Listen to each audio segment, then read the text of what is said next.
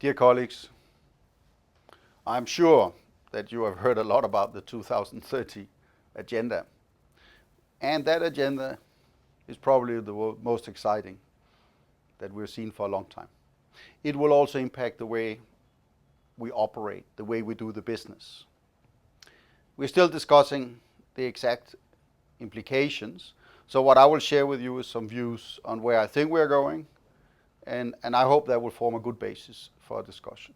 Essentially, I think we, running the UN country teams, will be judged from an operational point of view for speed, for cost, and for competency. And what is shifting here is that the 2030 Universal Agenda insists that we are, in a way, present, but it also is much more partnership-oriented. A lot of other organizations than the United Nations start doing the kind of things we do. So to remain relevant, we have to be better at it. And being better at it also means being operationally more efficient.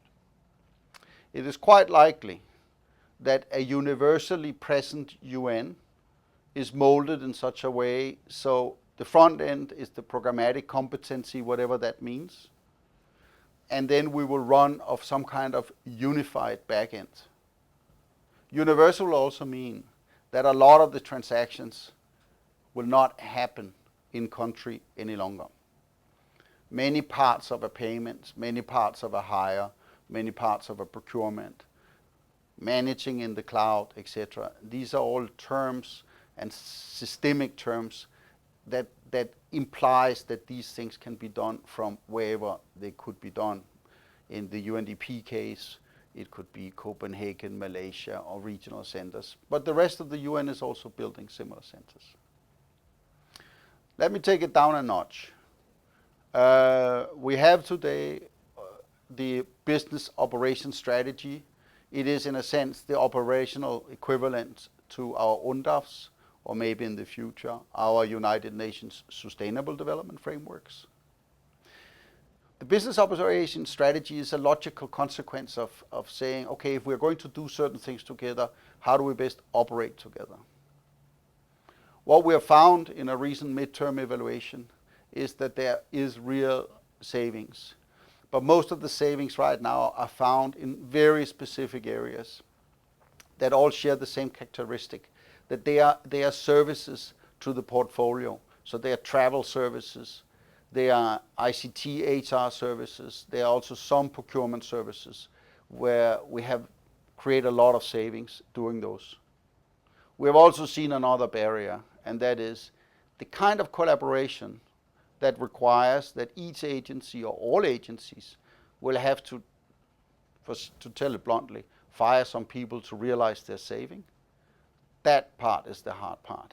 In other words, a lot of the agencies, probably including UNDP, have some difficulties in really changing and therefore realizing potential savings.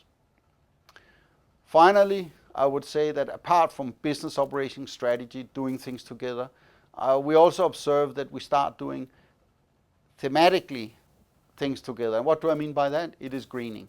We start seeing a lot of us coming together around green premises, and some offices are moving ahead now with common fleet management, including experimenting with efficiency cars, but also just sharing cars, etc. So in summary, I think that we will see a higher pressure for operating together. I think that we should work towards recognizing each other's business processes instead of just harmonizing to one process.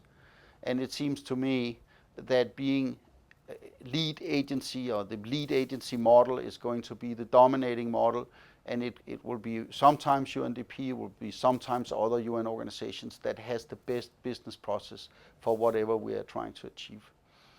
I hope you will enjoy the discussion as things move forward, and I'm sorry I can't be with you in person.